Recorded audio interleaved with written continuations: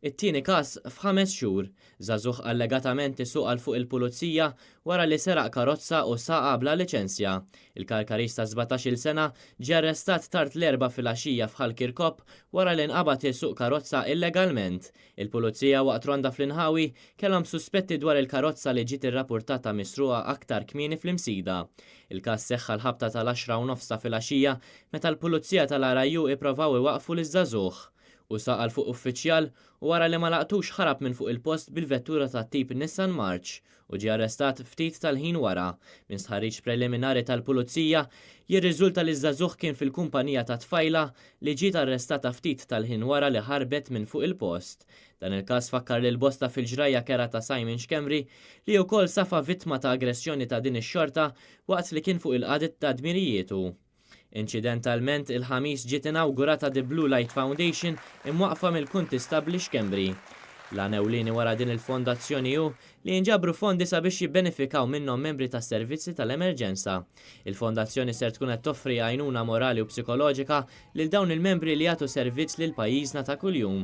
F'diskors emozjonali Simon Xkemri rringrazzja lil familtu lil dawk li ħadu ħsiebu fil-mumenti diffiċli kif ukoll lil Bank tad-Demm u qal li ħajtu nbidlet iżda blajnuna ta' dawk ta' madwaru u għamadux l-istess Simon u issa sar persuna aħjar milli kien.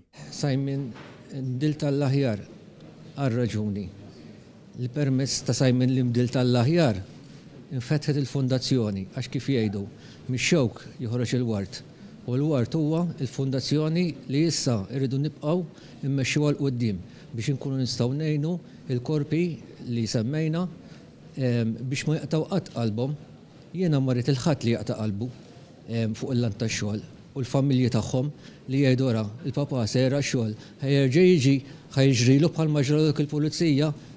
Nispera li qatt u ħadd ma jiġrilu bħalma ġara lili. Il-President tal-Fondazzjoni l-Ispettur Herman Mula spjega kif ser ikunu qed joffru għajnuna lil dawk kollha li għaddu minn xi tiġrib fis-servizz tagħhom.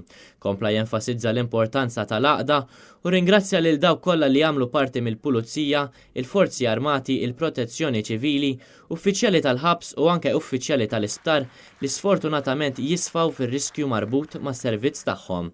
Michele Kardinali, wieħed mill-fondaturi ta' din il-fondazzjoni, spjega kif din il-fondazzjoni ser tkun waħda indipendenti, awtonoma u bla profitti. Il-kellim tal-Oppożizzjoni għas-Sigurtà Nazzjonali u l-ġlida kontra l-kriminalità Beppe Fenekadami irringrazzja lil Xkemri għal kuraġġ li qed juri. Stephen Spiteri, il-kellim tal-Oppożizzjoni għas-Saħħa, fid-diskors tiegħu sellem lil dawk li jirriskjaw ħajjithom għalina lejl u nar. Il-President ta' Malta Mary Louise Scolero Preka min-naħa tagħha ppreżentat għotja lill-Fondazzjoni.